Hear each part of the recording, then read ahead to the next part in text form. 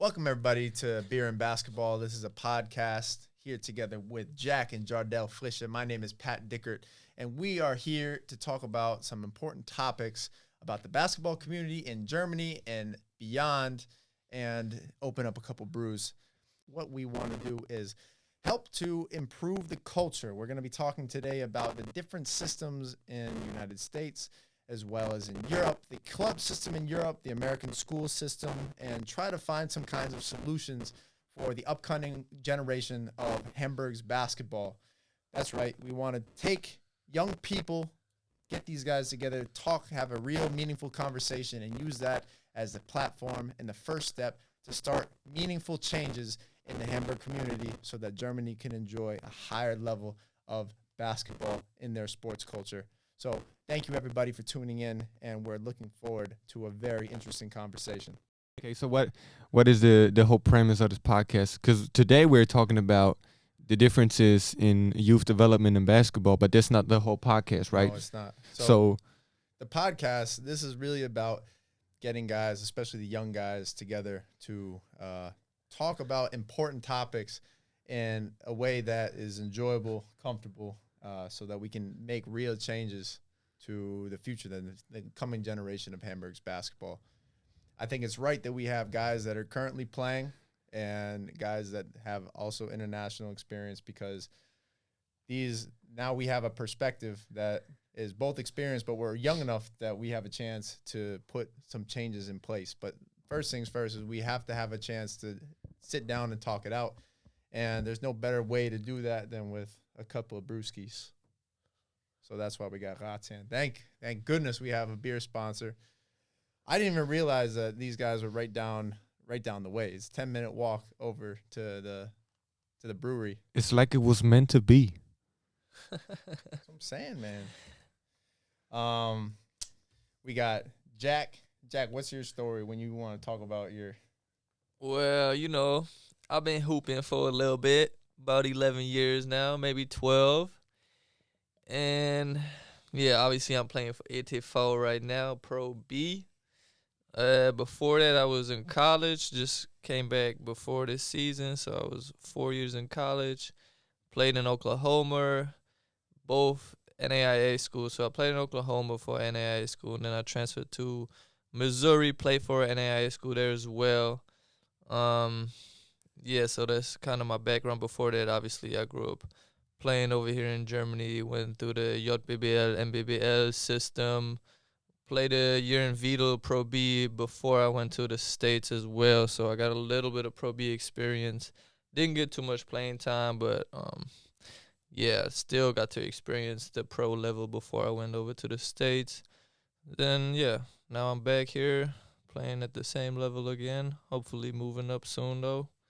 That's my plan, and, yeah.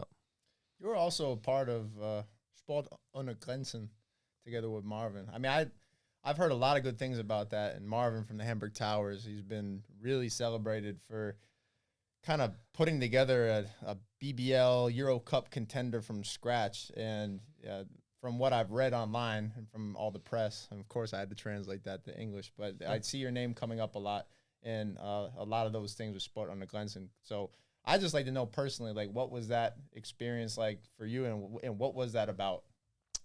Well, so his whole Sport ohne Grenzen, it was kind of like a cooperation with the Piraten, JBBL, NBBL thing. So Sport ohne Grenzen had a separate team that was playing like regular M16, M18, whatever, all these things. And then he had this cooperation with the Piraten, now Towers.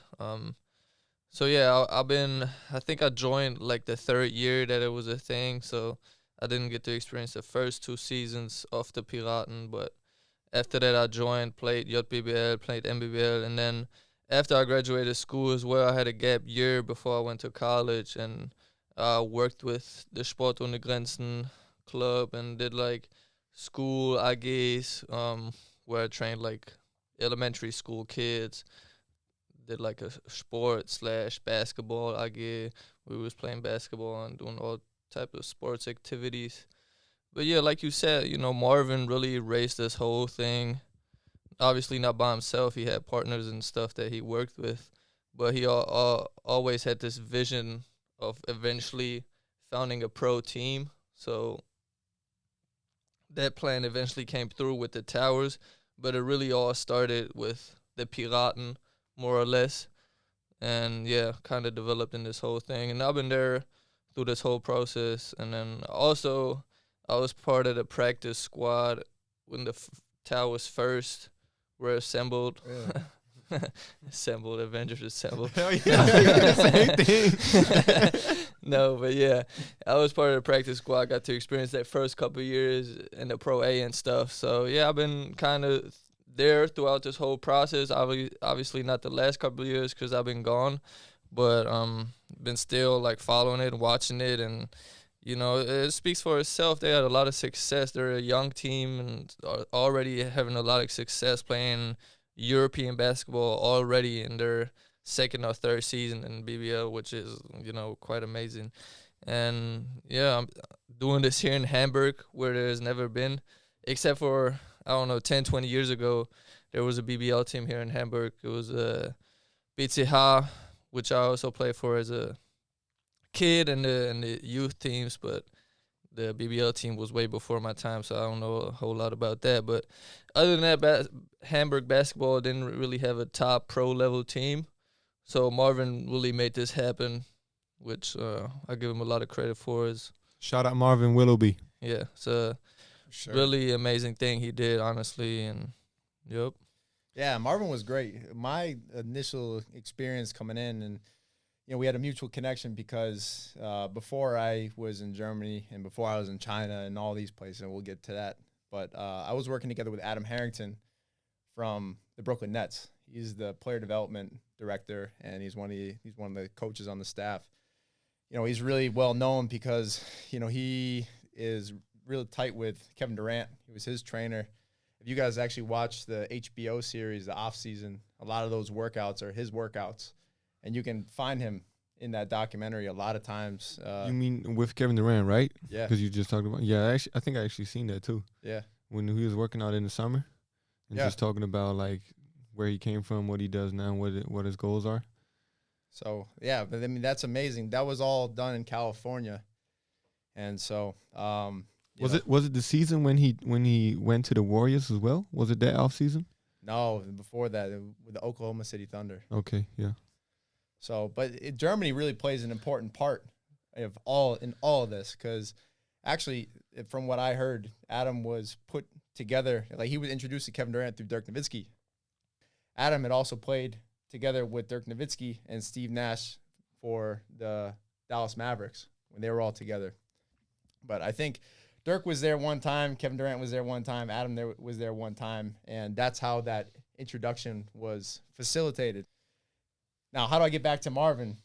Is that Marvin was in that group too. Yeah, he used to be good friends with Dirk. They used to play together in Würzburg. Yeah, was it youth or was it men's already? No, it was pros already. You know, obviously Marvin played pros for a couple years before injuries. And he was booming on people. You don't even know. Yeah, You can't even find the clips on YouTube. This man is so old, but he was booming on people. No, but I think him and Dirk, they used to play together. So that's how they know each other. Exactly. And then during the summertime, they would all go together to work out with Holger Geschwinder. Yep. And I was there too one time. Yeah, you were. In a second, I want to hear about your experience because I had seen the Vice documentary. I didn't know anything about Holger until basically I came to Germany. I didn't really know. I didn't put that connection together, but I found out that Adam became acquainted with Marvin in these workouts because there was one time where Steve Nash and Dirk Nowitzki and Adam all came to Germany. I think they went to Bamberg together and worked all together with Holger Geschwinder, and then Marvin was there. So they were all part of the workouts, and that's how that relationship started. Now, like I was working, Adam, after his stint in the NBA, I mean, he's traveled around too. He's been in many different countries in Europe. He also played a little bit in China. But during that time, he came back home to Western Massachusetts where there's no basketball except for him. And like, you know, like it's a shame because the Basketball Hall of Fame is in Springfield, Mass. And if that wasn't there and if UMass Amherst wasn't there, no one would know about Western Massachusetts basketball. But at that time, Adam was back, and he was, he wanted to start up some training stuff. He wanted to give back to the community. He has, a foundation for his past sister. She died giving birth, and, he wanted to do something in memorial for her to give back to not just the Western Mass community, but now it's expanded to, lots of all across the United States and also in different places, including Haiti. But when he came back to the U.S., I was like a 15, 16-year-old kid, and I saw him working out one of my teammates, and I just wanted to, I saw the workout. I'm like, damn, man, like, there's either you get no skills training at all in the high school system, or you can work with an NBA guy. And so that's what I wanted. And first thing. Wait, there's no in between? Not really. I mean, at that point, like, there wasn't, skills training isn't really a thing. Like, there's not that many skills trainers. This is a pretty new concept. So there were still people, though, who had skills who didn't have the NBA guys coming in and training their skills. No. So how did they develop their skills? Just by watching other people? Yeah, working out with one another. I mean, we also had a couple of guys in the high school that, like our star players in high school, they were the ones that would go and, give workouts to the young guys coming up. That was nice to do that. But obviously, if you have an NBA guy who's coming home, then you're going to want to do that. And so, I just got really lucky because I found out that he lived 10 minutes away from me. He grew up in a town called Bernston, but actually he was living in Hatfield, which is the smallest town in Massachusetts. So just by luck, I was put together, and I saw him working out one of my high school teammates. I said, damn, man, I got to get in on that. So immediately I went up to him. I said, I want to work out. I said, okay. I pulled up next day with crumpled up $5 bills. He only charged $15 for the first workout. I think that's really amazing. But that's pretty affordable, yeah. Yeah, exactly. That's all I could afford. Like, I could go mow a lawn, and then I had a workout. You know what I'm saying? That worked out really well. But our first workout, he took me through the entire Holger Geschwinder series, all the stuff that he did with Dirk. So all this, and the NBA has been covering that now because Kevin Durant is out here doing the one-footed spins and the lunges and the drop shots. Even before the games, he does it in in his warm-ups. You wonder where that came from. That's Adam running the workout. But where did Adam get it from, though? Holger. Exactly. Right. So I was put through all that, and I did not know who this guy was. So then you fast forward 10 years later, I'm finally figuring out that all of this crazy stuff that I was doing together with Adam, and when I was working in China, I was taking this too because it was the best stuff I knew. Now I find out that it's here. This is where it was originated by this guy named Holger, and the Hamburg Towers GM just so happened to be there and friends with Adam. So that's how I came into Hamburg in the first place. Okay. Exactly. I didn't know that. That's how I came here. And Marvin was great. So, he didn't have to help me, but because he was friends with Adam, and, this is kind of like how it works. The basketball, it's one big fraternity. Adam, he asked Marvin to see if there's anything he could do, and then he put me up in an apartment. He let me work out in the Adel Optics arena, use the Dr. Dish, all this stuff. Right away just made me feel really comfortable. Yeah. And without that, I was already in Berlin for a couple months. I came in September, and then I came into Hamburg November. If I didn't have that apartment, this would have been done. It was just too expensive to be paying my way every single day to stay in these places. So Marvin put me up. He was trying to find a way to get me a work visa, and that's how this whole thing started. They were going to put me in the back office to do this job. It was kind of like event coordinating. So I was out here reading the Überlassungs and Benutzungsvertrag, just trying to that was my German lesson. Welcome to Germany. A lot of paperwork. Yeah, bro. It was crazy. But I was like, damn, man, this is what I got to do to just get a job. But if I was able to play for that, then it would definitely be worth it. So I'm just still starting to get to know Marvin. I'm just realizing the impact that he had, and he has a great impact on the basketball community. And also with Sport ohne Grenzen, there was also always his goal to do good things for the community, not just the basketball community, but the Wilhelmsburg community, because that's where he grew up.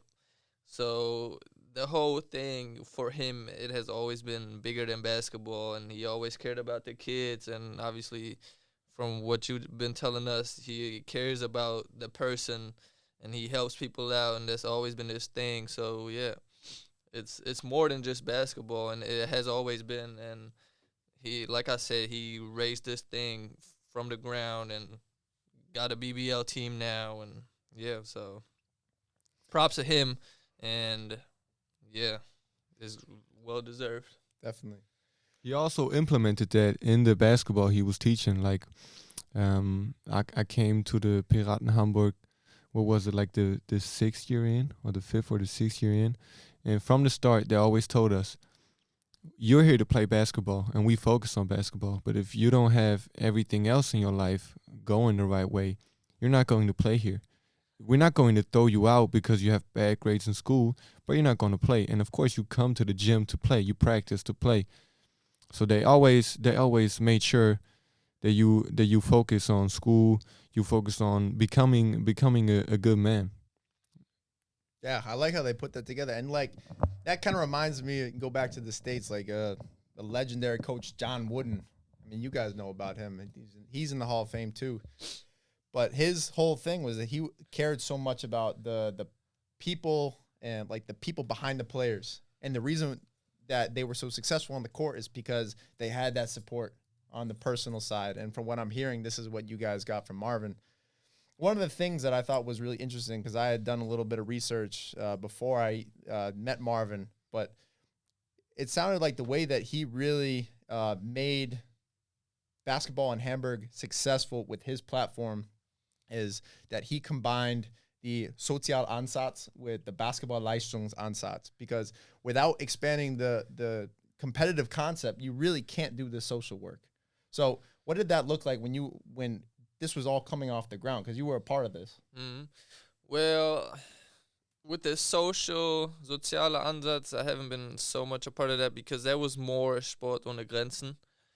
Piraten was the Leistungsbasketball part of it, the competitive basketball part of it, and I was more a part of that, to be honest. So I can't tell you a whole lot about that, but from what I know, I had a really good friend that was really heavily involved in Sport ohne Grenzen, and what he did, he just took kids from the Wilhelmsburg area, and he offered them to come to basketball practice and use their energy instead of being out there in the streets looking for trouble. Come in the gym and train basketball, have fun, And some of these kids, Sükran Gencay, for example, who plays BBL, I think in Karlsheim now, I played with him too for the Piraten.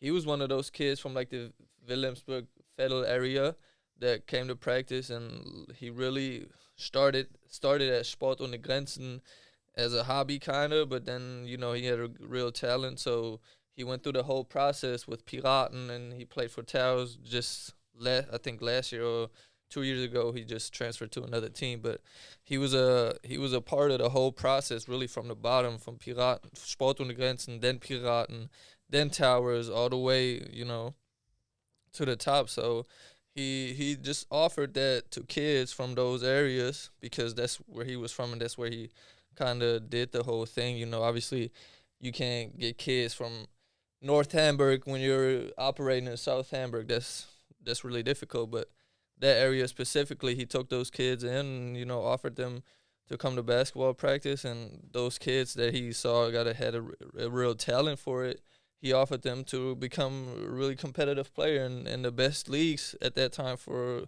the kids. I mean, under 16 JBBL, that's the best league you can compete at that age group. Same with NBBL under 19.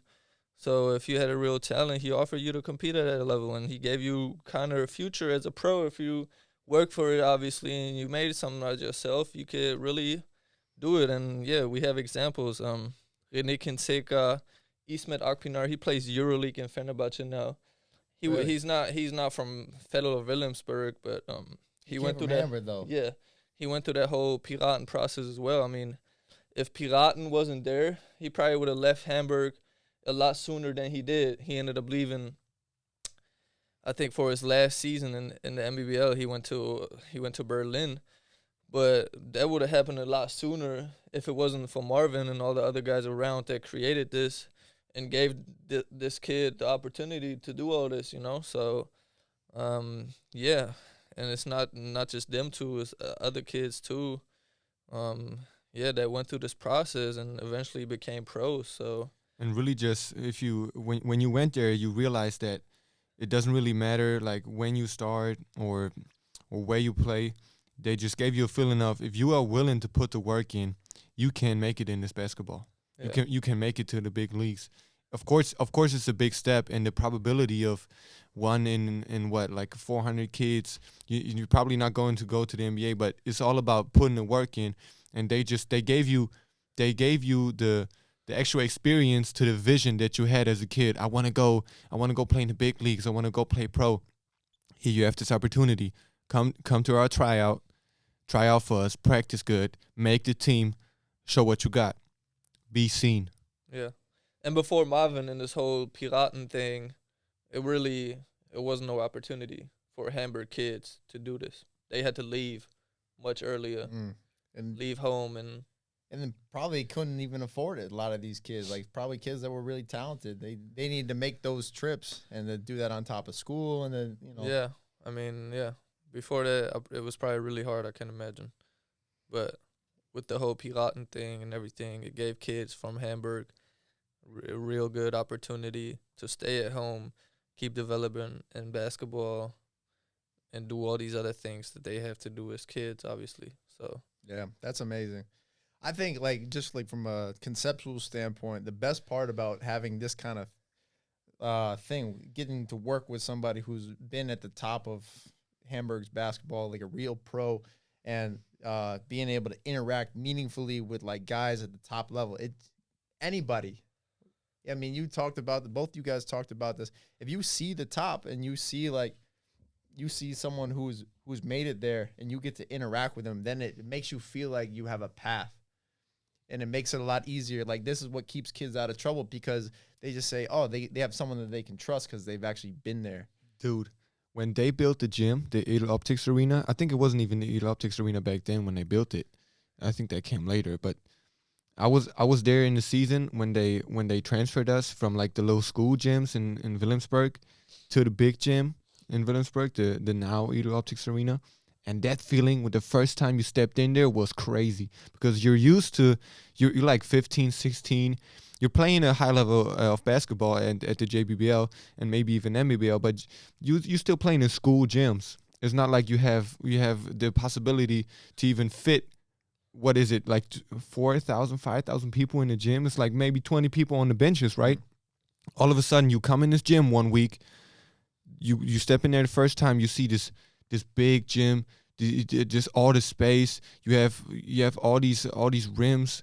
It was crazy. You really felt like, okay, we are here now, and this is my opportunity to really get to the pro level. Because Marvin built this here. The whole organization, Piraten Hamburg, Hamburg Towers, built this here for us in Hamburg to take advantage of this opportunity.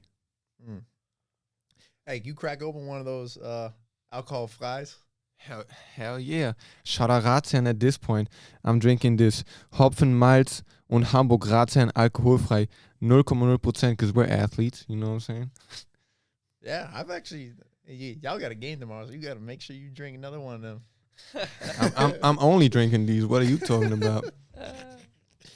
No, for real though. Actually, I heard in some places, even in Spain, I've seen people talk about like, oh, the alcohol-free beer is actually really good because it replenishes your carbohydrates and also regular beer. I mean, throwing it out there. It doesn't have to be alcohol-free, but no, beer is a genre. I think like an isotonic drink that replenishes stuff. That's right. That's what my dad used to tell me. Hey, bro, I would tell you something about the drink culture in China. That they'll find a way to make everything about beer and alcohol nutritious. Oh yeah, you told me about that. When you have a business meeting, you actually have to drink. I mean, sake. No, that's Japan. Oh no.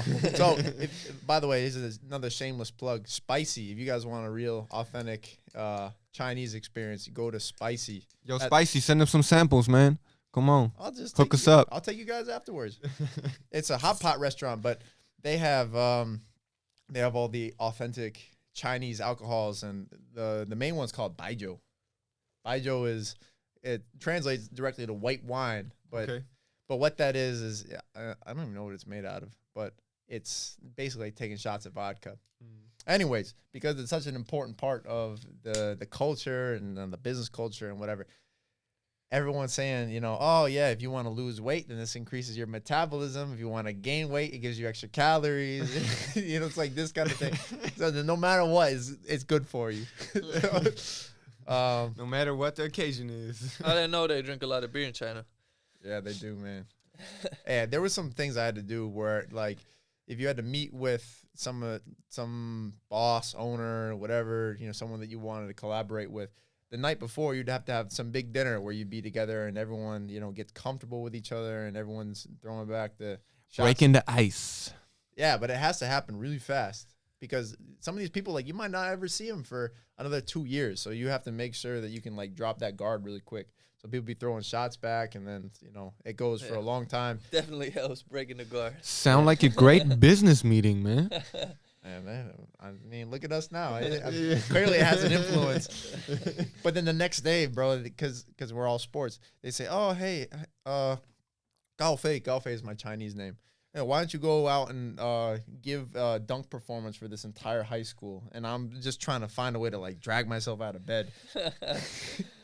My stomach is on fire because I'm eating hot pot. It's super spicy, and I'm eating ice cream afterwards. Can you tell me your Chinese name one more time, please? My Chinese name is Gao Fei. And how do you get a Chinese name when you get over there? They didn't just give it to you right away, You have right? to earn that. I was about to say there has to be some way of earning that. How do you earn that? Does it mean like Massachusetts Dragon or what? No. Like, even you're going the right way. So in China, if you want to, all the parents, this is a really big undertaking because they want their kids to have a name that represents something that the parents want in the kid. So people will, if you have the name like La Yi-ge, it's she sings beautifully. So they want their kid to be a singer, like this kind of thing. So I got my Chinese name from a friend of mine way back in high school. I went to a boarding school. And the guy who was sitting the guy who was in my room next to me, he was from Beijing. And we just ended up being really good friends. And so my first Chinese experience actually was in the summer before my first year in college. He took me for 2 weeks, and I was helping their business out with, like, it was a translation company, and we wanted to look at emails and interactions with European clientele, American clientele. It's a Chinese company, and these people here who were working with them, they can type in English, like, because they had learned that in the schools. But if you were to try and speak to them face to face, they wouldn't know how to talk to you. Like, they were literate, but they weren't the other thing. So you couldn't really. So they were saying, our interactions are just not personal enough. They wanted to make it more personable. So we did, like, this big review on all the emails that they have, samples of type of stuff, and then we did a meeting. Then we presented all of this stuff. Anyways, in the meantime, I was playing basketball in the nighttime in Beijing at this court. And, bro, this is really nuts because you go to a court in Beijing, and let me tell you how much people love basketball in China. There was one rim. We already had two basketball courts with sets of hoops. So 4 baskets, and there's a half court. Those 2 courts are packed, and then there's one basket on a half court where the rim was torn off. It's not there anymore. And so you have a group of these kids who are even college age, who are playing a game of horse with one another. And they have a guy who's sitting on the side who's watching the ball go, like, where it hits the backboard and stuff. He's the judge to say if it goes in or not. That's how much they care about it, bro. It was nuts to me when I first saw that. That's crazy. That's dedication to the game, man. That's what I'm saying. But that's what I grew up on. When I was doing this little project on the side, I was going to this court every day and hooping, and then because I wanted to dunk so much, I was always, like, going up and throwing down dunks. Oh, so you tore the rim off is what you're saying. We don't talk about that. But they saw the dunks, and then my friend said, oh, well, you're doing all these dunks. and look at you jumping so high. We're gonna name you High Fly. Gao Fei. So that's what the name is. Gao- You're a high flyer. Gao- Close to dragon. Close enough. You were Still flying. You were going Still the right flying. direction. Yeah. And happy Chinese New Year, by the way. Right now in China. Happy Chinese New Year. Yeah, I'm gonna. Shout out Xu Zhenghao. You know you my boy. Who's that? That's one of my. That was my first friend when I came to Hamburg, because I came to Hamburg when I was like 9 or something. I was in 4th grade, and the first day I came, I skipped the first actual day because it was lessons, and then the second day, my first day, was a field trip, and the first guy I actually talked to him and made one of my friends was. I'm not even sure if he wants me to say his name. I'm gonna just say we can leave it afterwards if he doesn't want to. Max Sui. Xu Zhenghao is his Chinese name. Stand-up guy and one of my best friends to this day. I've been knowing him to this day. To this day. So how you say Chinese New Year in Chinese? This is an important one. So I'll say it slow. You guys get then we got the mics. We're all leveled and stuff. Hell yeah. Exactly how to pronounce it. It's 新年快乐. 新年快乐. 新年快乐. That's not a bad first try. I hope I didn't butcher that. I'm sorry if I did. It's literally New Year happy. New Year happy. New Year 新年新年快乐. 快乐. That's perfect. I always say it together one time. 3, 2, 1. 新年快乐. 快乐. That's big time, man. Right now, it's a really big deal because it's like this is the Christmas of China. All the schools. That's why you're wearing red, huh? That's why I'm wearing red. Good luck. That's why I'm wearing red underwear. What? Hey, that's what they really be doing that. Yeah, you told me it's good luck, right? You have to have one article of clothing that has red. So why is it red though? I'm losing bad luck today, I guess. No red on me. You just say the socks are red or something. There's gotta be some kind of red on you. I don't know. I got a hat for you, bro. Don't worry about it. Yeah. Well, every day you got to wear something because like that's just the tradition. So you'll see for this 2 weeks, doesn't matter. The kid, the mother, the father, everybody, the uncle, the grandma, they all have at least one piece of red clothing on them because why is red is good luck? I don't know. That's just how it is. Yeah. Sometimes you just got to accept things, man. Stop questioning everything. Yeah, exactly. But it's cool. So everyone is going back to their right now as we speak. Everyone is back in the rural areas of China, and they are eating together with their families. And people who live in the city, they're all moving back to their homelands where their grandparents lived. And because usually it's only like one person who can make it out of the country, make it out of the countryside. Yeah. They go to the city, and then they do their thing, get a good education, and the whole family supports that one or maybe like 2 kids, and then finally they come back. So any money they make too, it's like that. A lot of that money comes back to the rural families because they're just trying to support that. I think that's a really like admirable thing about Chinese people. Is they pick one to make it out the hood, man. And they do it over here too. It's just not that big of a country over here. Yeah, low key. And I'm gonna drink a regular one because I don't got a game tomorrow. Cheers. Cheers, my brother. Prost. Shout out to Ratsherrn. So we're kind of on a roll right now. I want to circle back and talk about our experiences in the college system and just like, what that was like, because I think if we're trying to introduce this to Germany, like a lot of people don't know what this experience is like to be in the school system of the United States and to be in college and just like what that means to be a college basketball player the way that we have it. Because it's all club systems, and we're gonna have a more direct conversation about this. But like just that experience of being together in the school and what that was like. You can start on that. I think we should start just by introducing kind of the two sides that we're gonna look at. So obviously, in Europe you have the club sports system, meaning you have no school sports, or you do, but it's more like there's more like hobby things. They're not really competitive, so. If you want to play competitive sports, you're going to have to find a club outside of your school. And, yeah, like we talked about Piraten, for example, if you want to choose to play basketball, whatever sport you want to do, there's a club that offers offers it on a competitive level. And the difference in America, obviously, is that you do this at your school. So middle school, high school, college, all these levels have their schools implemented sports, and they're really competitive, obviously. And yeah, that's the difference. So you don't go outside of your school to find a club. You have that club more or less in your school. Your school is your club. And yeah, so me, obviously, I grew up playing over here in a club system, and then I transferred over to the States and got to experience the school system. And for me, what I liked most about the school system is just the community that it builds. So I was a basketball player, but I didn't just go to basketball games. I didn't just care about basketball. I cared about lacrosse. I had really good friends playing lacrosse, which I never even seen a lacrosse game over here in Germany. I never knew a lacrosse player, I knew about the sport, but it wasn't really a thing over here. So that's a whole new experience that I got over there. I went to a lot of volleyball games, over here. I don't know any volleyball players. I've never been to a volleyball game.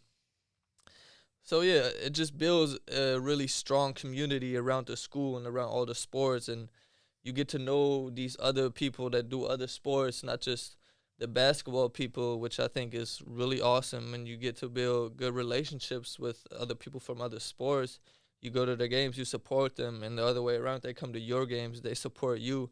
And overall, it just creates a really big community, and just it's a nice feeling to know you have all these other people who support you, and the other way around, you support them. So over here, I think that community part is missing a little bit, because you go to your club, if you're a kid, you go to your M14, M16, you play within that age group, and you go home afterwards, and then on the weekend you go to your games, and there's not a whole lot outside of that. You might go, if that same club has a pro team, you might go to the pro game, just to get to experience it with your parents or whatever. But there's not a whole lot, okay, the same club has a volleyball team, I'm going to go to this volleyball game and support it. Like ETV has pretty much every sport. So, but me personally, I don't know any volleyball players from ETV. I don't know any handball players. I know a soccer player, but that's outside of the club that I got to know him. So I actually went to a ETV soccer game this year, but that's just because I met that person outside of the... That's just one interaction with them when you go watch the soccer game. Yeah, really random. I didn't meet him around the ETV community or whatever. So yeah, that part really is missing for me personally, and it just made the experience of going to school and being a college athlete a lot more fun. Yeah, and I think that's something that's missing over here, just building a bigger community, supporting each other also outside of your own sport, and yeah, just creates new friends. Yeah. How many kids went to Columbia College? Like, what was the student enrollment? I think a little bit over 1,000. So not a whole lot of people, and it was also a lot of athletes that were on the day campus. It was also non-athletes that you see around school and stuff, but it was a lot of athletes that were living on campus. Right. So you were involved with a lot of athletes, and you kind of got to exchange information about your sport, Right. But yeah, you don't get that over here. You don't meet other athletes from other sports. Yeah, and actually, so I asked that question because just a little bit more context. In the NAIA and where I came, I went to Colby College, which is also a Division III school. It's different than Division I because these Division I schools, they have tens of thousands of guys that are all, going to be fans.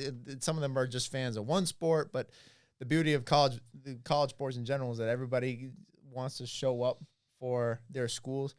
I think it's even more interesting to pick apart our schools because we have a small community where actually a pretty large percentage of them are all student athletes. Mm. And the way that we do that, and I'm sure that it's similar with your school, at Colby College, every weekend we would have a mixer, like, cause we all have every weekend we have parties, and for our, so before we go to the parties, we have to go and drink some Ratsherrn with somebody, you know, because we have to have our Vorspiel, right? Yeah. So the way that we do that instead is we actually will do a mixer together with a new team every single weekend. So we'll be mixing with the soccer. We'll be mixing in both men's and women's teams, like, because we're just trying to get to know everybody. We'll mix with the volleyball team. We'll mix with the football team, whatever. And we'll do this thing before the party really gets started at like 11 o'clock, something like that. We'll show up on a Friday night, and it's like 8 p.m. and we're gonna have two of the teams getting together, playing the drinking games, like doing this stuff. But really what the effect of that is we get to be friends with the people from the football team, soccer team, men's and women's. And like there was actually some situations where we had people from the basketball team dating girls in the soccer team, like this kind of thing. And what the cumulative effect of that is, because every team on campus was doing that. Everyone was showing up to the games. Everyone was supporting each other in different ways. And we actually had friend groups across all of the sports, which was really nice, because when you have a Division III school or an NAIA school where there isn't a lot of people, there's not a huge massive audience, you need to rely on each other in between sports so that you have the appropriate amount of support for each one. I think that's one of the things that we did really well in college. Yeah, absolutely. You know, and so I see that we have the handball team here. The handball team is usually on court on Thursdays before we go and do our workouts. But I don't know any of them. I don't know when their games are, you know, I don't know nothing. Yeah. Because you don't really, it's just the club itself doesn't really create this environment where you get to meet other people and stuff. That's the whole part that I'm missing, kind of.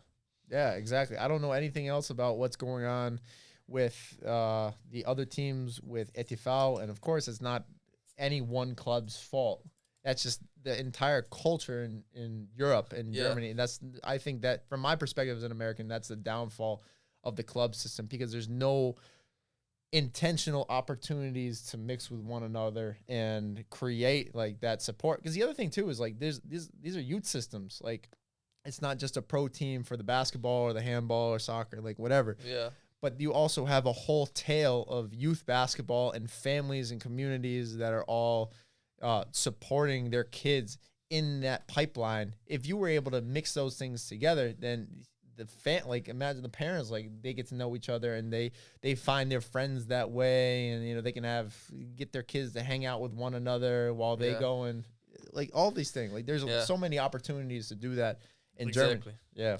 And I think in the school that thing just happens automatically, because if you're a young adult or a kid in high school or whatever, you automatically start talking to other kids, and you find out, oh, this guy plays this sport or this girl plays this sport, and you automatically, if you build a friendship, you get interested in that sport, you go watch it, et cetera, et cetera. So that thing just kind of automatically happens in the school system, and it doesn't over here.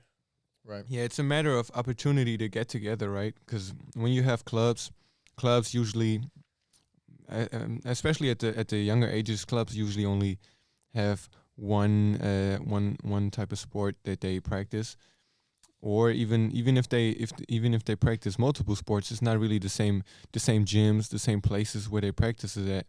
So you have like you mentioned, the parents getting together for a basketball game. It's like 12 guys a squad, 24 kids. Not everybody has their parents around, so you don't really have a lot of interaction. Versus when like it is in the States, you have the schools. It's all on the same campus most of the time. Yep. So you have people seeing each other regardless if they want to or not, which creates the opportunity to socialize and just build a community. Yeah.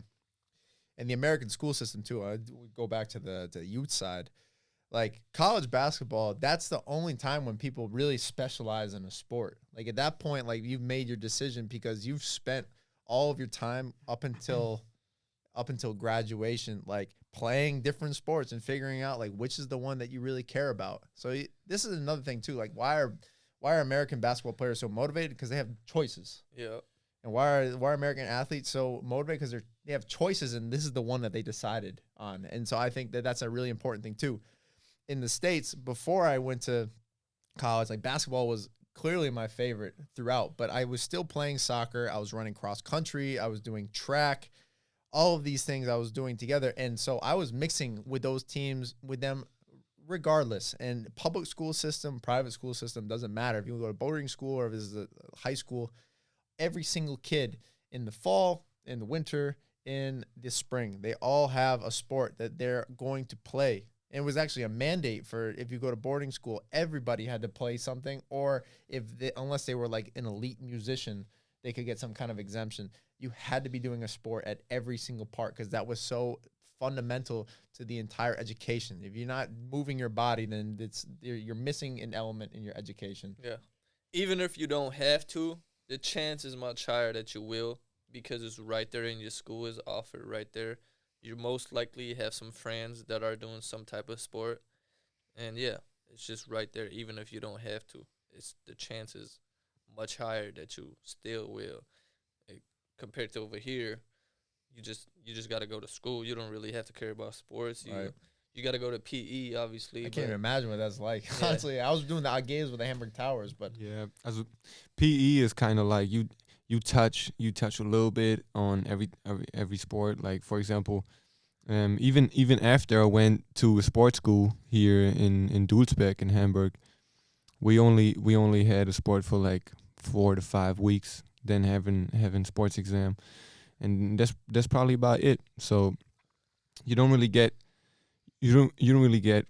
I mean, do you get forced in the States to play any sport? Like you said, you have mandatory sports. In public school, no, but it's just such a like our culture is so built around it. Like all the cool kids are playing a sport, so like and everyone's coming to the games because everyone's friends. They see them in class, so they're gonna pull up, and everyone has that incentive. In public school, it's not forced, but from a social chances perspective, are higher. Yeah, chances are higher. Exactly. I guess they're more aware of it, right? Of what opportunities it could create it's if easier you actually as focus well. on the It's sport. easier. You don't got to go out and go look for a club. It's right there in school. You just go. I don't know how exactly it works. You go to a school board or whatever, and you see, all right, 3 p.m. after my classes ends, basketball practice right there. All right, I'm gonna go there. Hey, your friends are gonna tell you that. Oh yeah. So over here, you gotta go, or your parents gotta go on the internet. They gotta find the real club that's close to you or whatever. Then you gotta go there. But then again, maybe the club is at a level that you're not at yet, so you can't go to that club. So you gotta drive another 20 minutes to this other club. And maybe their practice time is at this time, and you can't go at that time. You know. Plus, you got to sign up in the first place, which I think is a hurdle for a lot of people, especially at young ages. Because if you don't really have any experience with a sport, I can imagine some kids being scared of just putting themselves out there trying to learn the sport. Yeah, exactly. But the nice thing about the sports system in the States is that from a logistics standpoint, like, if you're not good enough to be on the first team for like the U14s or whatever, you're going to be practicing in a totally different gym, and then you got to go to a different one. You got to use the public trans. But in the States, you have the freshman team, the JV team, and the varsity team. So there's almost a guarantee, no matter what, you're going to be making some team. And all those teams move together on the same metronome. They're in the same gym. They're working out, and they don't even have to leave. They just stay after class and stick around and wait for practice to start. Oh yeah, that's another thing. I don't remember ever really seeing like for example M16. I don't really remember seeing the second or third squad ever. Only if they had a game before us, and even then it was only when are they getting off the court, because you didn't really know the people, right? And you really didn't have any interest because you only see them before you play, and you just wanted to get your warm up right. That's the only opportunity to see them.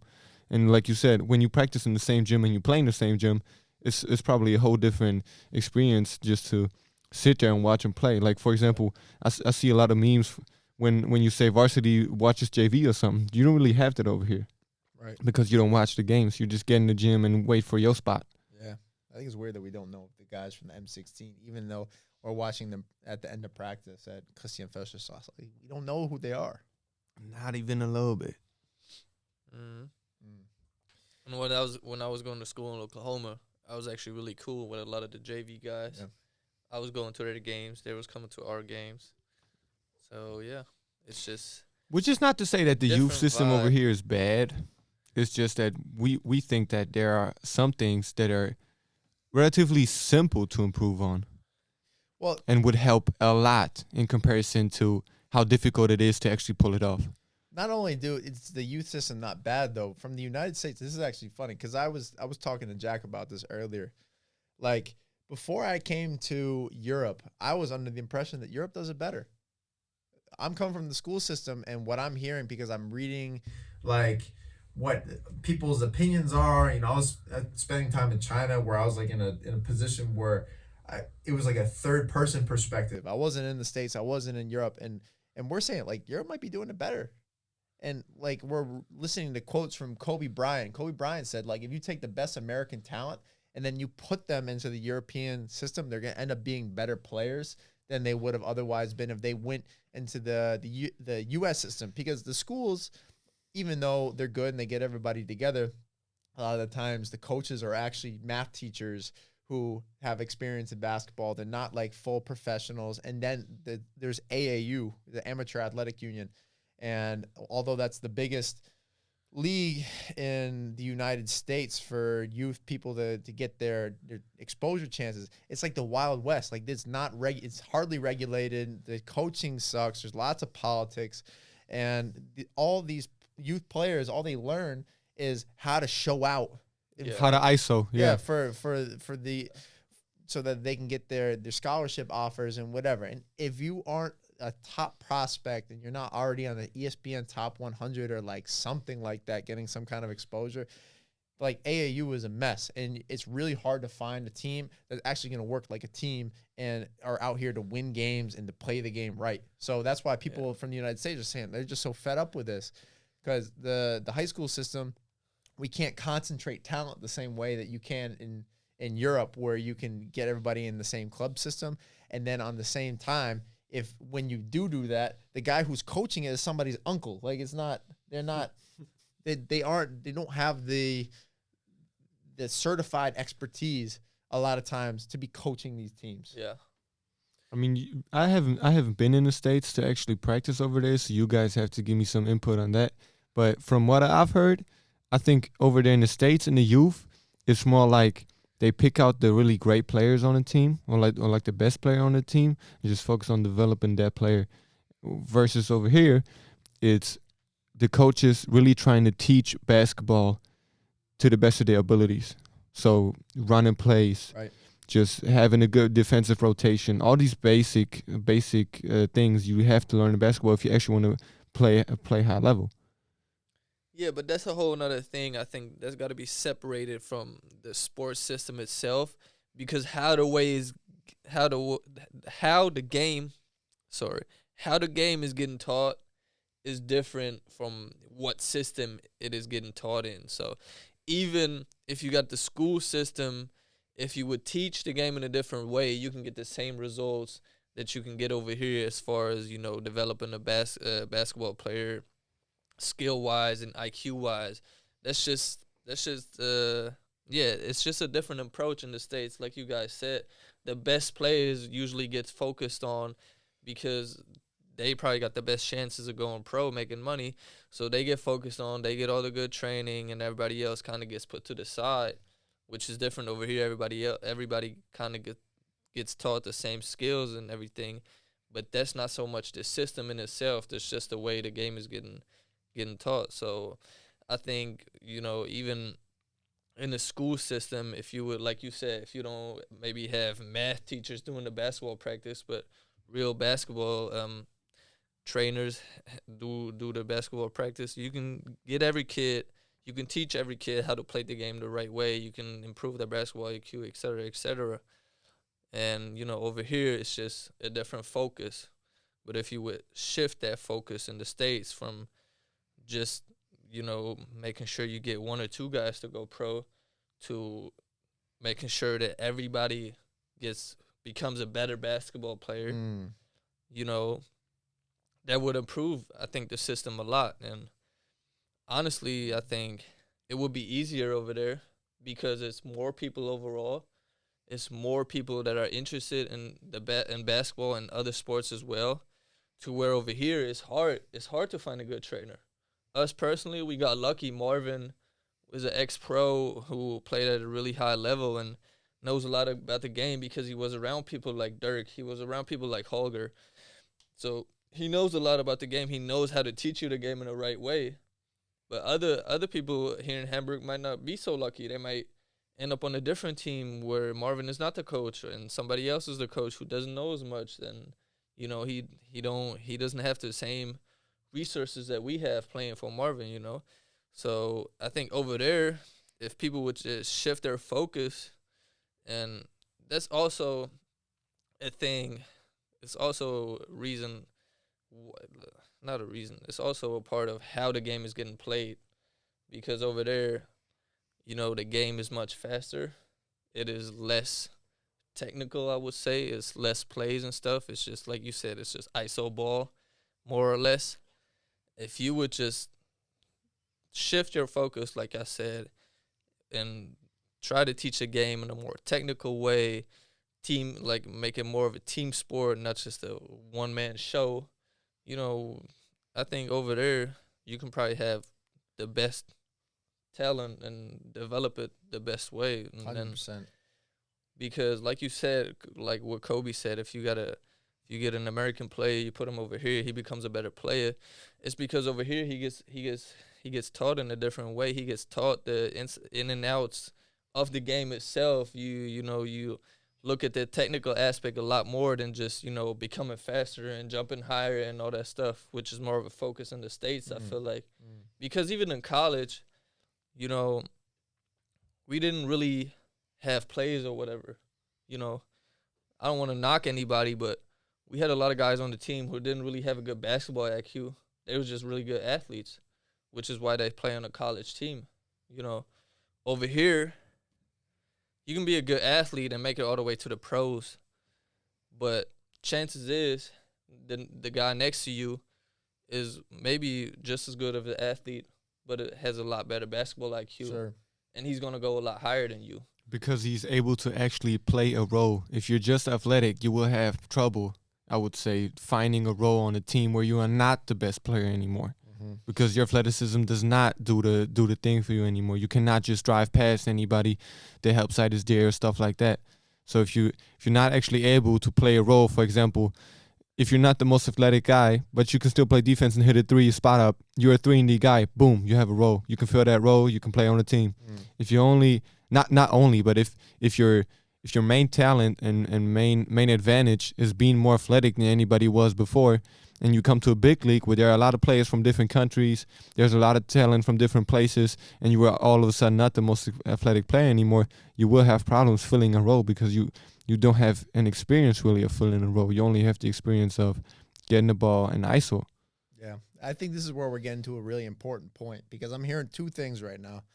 The first one has to do with the culture because from my perspective as an American who's trying to find a way to get onto a pro team and make a team, like the message that I hear is that you have to be the most dominant player. You have to be somebody who can go in and go get 30, go get whatever. Like you have to be have the most stats in like every section to just show how dominant you are.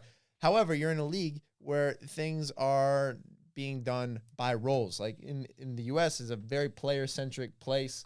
Like people watch basketball because of the best players. We all know all the NBA guys. But in Europe, you know all the best coaches. It's more of a coaches league. And, you know, this is where the culture splits because in the United States, if you're in a lower division of whatever, then if you take one player who's dominant in that lower division, maybe he scores 35 points a game and you bring in the next one, he should be scoring 24 points a game and doing, you know, what his thing is. And you get to the top, maybe he's scoring 20 points per game. In Europe, I don't think that that's the case because you could be in any league. You could be in like the Regionalliga and average 15 a game. And then you go to the Pro B and you still average 15 a game because of the system. And then you go to the Pro A, you average 15 a game because of the system. And then BBL, 15 a game because of the system.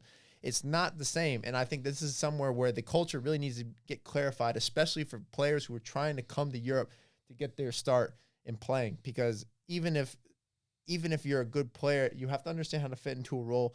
But at the same time, for guys who are getting recruited, like they shouldn't be going under this understanding that in order for me to even get to that team that's team role oriented, they have to be a dominant player, because sometimes dominant players don't fit with a coach that's really the dominator on the team. Mm-hmm.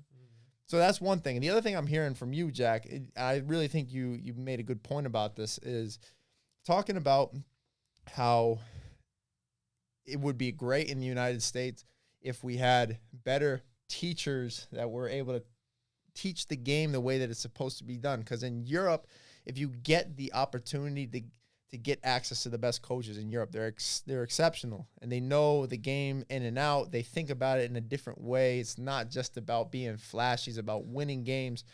And so there's a lot more of like a craftsman approach. Yeah. But, like this is tough, because in the United States, anybody can enter. Anybody can be a coach because there's no certification requirement. But in the same time, in Europe, if you want to be a coach, you have to go through a certification. Yes, you have to go through a certification process. You have to get a license, and you have to do these things. So here's another point where I think that work needs to be done. So the first one is the culture. The second one is about this becoming a teacher in this training process, and like who is qualified to be leading these kids. Because if you let everybody in, then you might get shitty basketball. But if you have to go through a bureaucratic process, you might be limiting access to this bigger group of people who want to get their start in Hamburg. Yeah. Because there's not enough coaches. And then that's also a problem, because if you're somebody who is young, who didn't physically mature, or who wasn't that good to start, if you don't show out at a younger age in Europe, then you're never even going to make it to the top team, or somebody that's going to get you the right kind of look, to get you the right kind of coaches, and then develop. And then you've lost your chance. So these are 2 points. I mean, we can go forever on these 2 things, and I think this is really important. But can we get a good balance for the teachers, and how you can actually facilitate that development of trainers so that there's more for the entire basketball community in Germany? And then on the other side, how can we clarify this culture so that people know what is the best player that they should be? How should you be developing youth guys to turn into the best players for their best teams? Yeah. And I think a part of that is also it's a huge pro, but it can, at the same time, it's a con, is all the money that is in the sport, especially in the States. Because I feel like, especially in AAU, a lot of teams, the coaches, like you said, it can be somebody's uncle, and the reason why this uncle is having an AAU team is because he's profit driven. He sees an opportunity to make a lot of money with this team. If he gets the right talent and travels around and stuff, he can make a lot of money. He can get 1 or 2 or 3 guys that will eventually make it to the pro, and he's going to be involved with these guys forever, and is going to make some money off of them. And they're once they're in the league, they're going to give back money to the team for him and all that stuff. And over here is very different, because there's already not a lot of money in sports in general. It's not so much profit driven. It's more so that people do it for the passion. A lot of guys.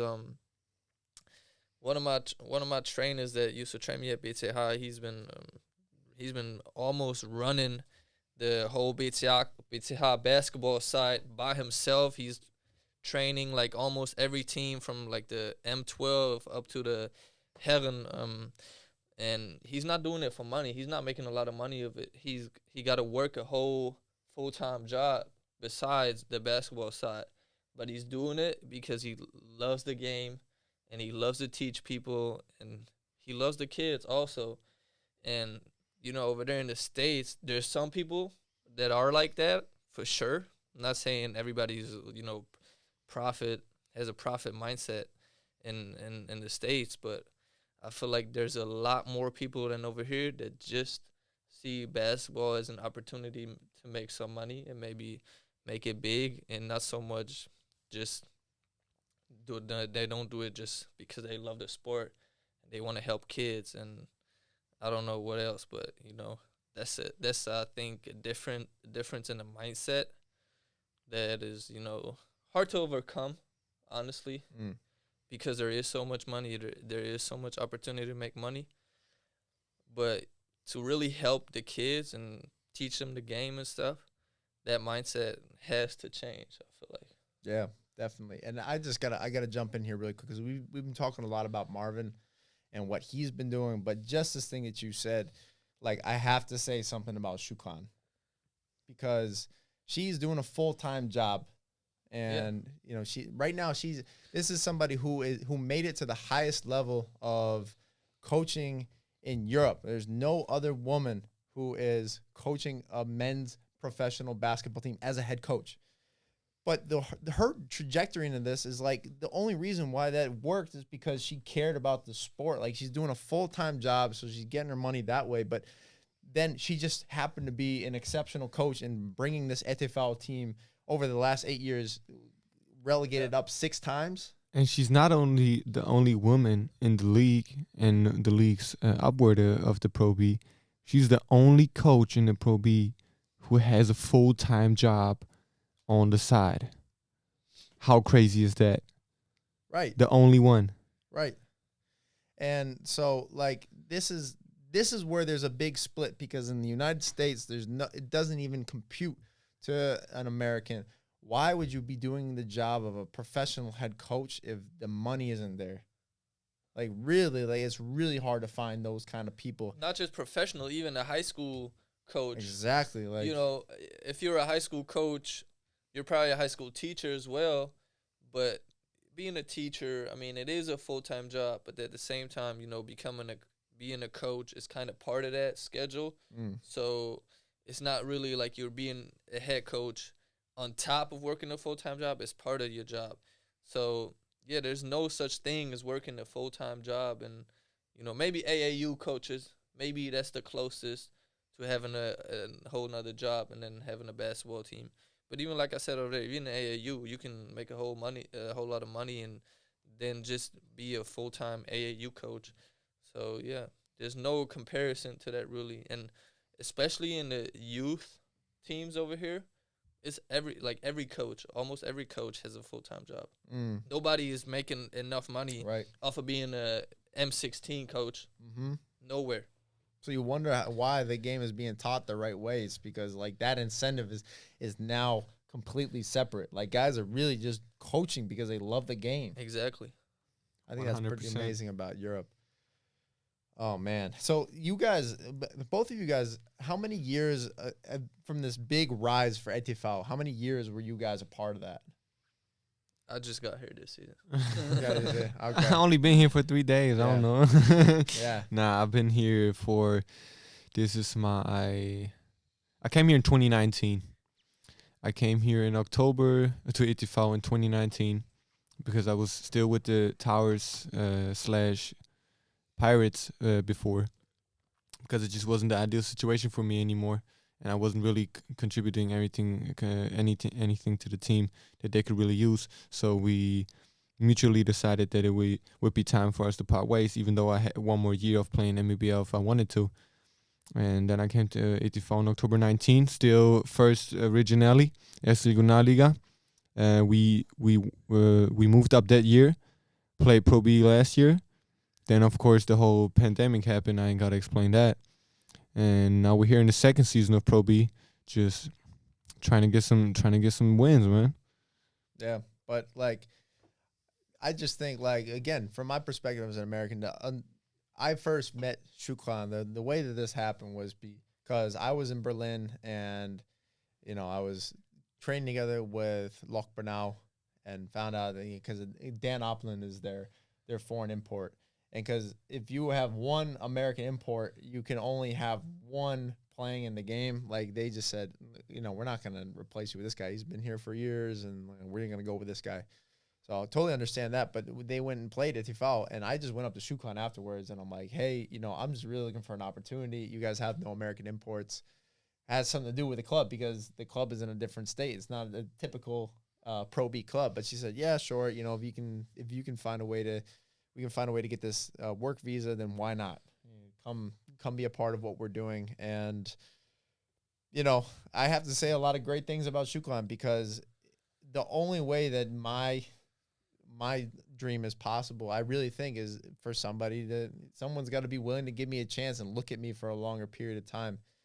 And this like whole mindset, like how can you let someone in like that? It's really difficult to find that in the United States because everything is so quick. You know, you need to pass the eye test. I need to be 6'8". I got to be jacked. Like I got to be, you know, the prototype. You got to be the prototype. Yeah, I got to be dunking on everyone for people to really like get interested initially and then be willing to invest in that. And then because of this situation, I really think this has to do with the culture of the coaches, the ones that can survive and stay in the pro system, especially Sükran. Like she is coming from a perspective where she's able to look at somebody and says, okay, well, this guy is in Germany on his own, like trying to find his way. Like, why not give him a chance? And so, you know, fast forward a few months. I mean, this has been really like one of the most unique experiences, one of the most important experiences for me because I've always wanted to do this. Like from childhood, I always wanted to play pro. And without having someone who has that perspective, who just really cares about the game and can recognize that, and someone like me, then, you know, I don't have a job. There's no way for me to even get started. So I just have so many good things to say about both Sükran and ETV because they supported this. And you guys supported this too. To be teammates with you guys really means a lot to me, and for you guys to accept me as, you know, one of your guys on court, like really that means a lot. And we can go on all day about Sükran and ETV because just like Pat just said, when I came to ETV in 2019, I was on the verge of just really quitting this whole basketball thing. Not for good, because I don't think I could ever quit basketball for good, but really quitting the competitive side of it, like not trying to move up any leagues anymore. And 2019, I was 18 years old, thinking about just nah, this is not for me anymore, and I don't have any chance in this whole game of basketball anymore. And when I came to the team, Sükran really gave me the feeling of you keep putting the work in. And also I have to give a shout out to my brother right here on the other mic, because he always kept me going, just telling me to hey, you're very young, you're very, very young, just keep playing basketball, and eventually the chances would turn up. And if ETV and Sükran wouldn't have let me in like they did, I would be playing Oberliga somewhere right now, which is not to diss anyone who's playing there. I'm still playing there right now on the second team, but just keeping the mindset of there is an opportunity, and you can take that opportunity and use it. Really, it was just really, really great of them to take me in and just keep me going. It's good to have you. And the man Thank you very much. Yeah, and the man hooked up the studio. Hell yeah. Shout out DIY Studios at this point. Very great studio, professional. Messerheim right here in the heart of Hamburg. Eimsbüttel. Hey, you got 6 tracks. So what's up with that? How did you end up getting together with DIY? So first time I came here was probably about a few months after they opened up. So it should be like 1.5, 2 years ago. They've been here for quite some time now. And it was over a friend. His name is Brews. He just told me to come by, chill out for some time. And then when the pandemic hit, I couldn't practice anymore. Like November 2020 is when they told me I couldn't practice anymore, because I just wasn't allowed to go in the gym anymore. And that was the point where when I hit, I was sitting at home every day after having school, and just didn't really know what to do with myself anymore because I didn't have practice. I've been playing for so many years, and I've been filling my free time with basketball for so many years. I didn't even know what to do with myself when I couldn't go to the gym. I started writing a few rhymes, you know, saying nothing crazy, just something light, and just things connected.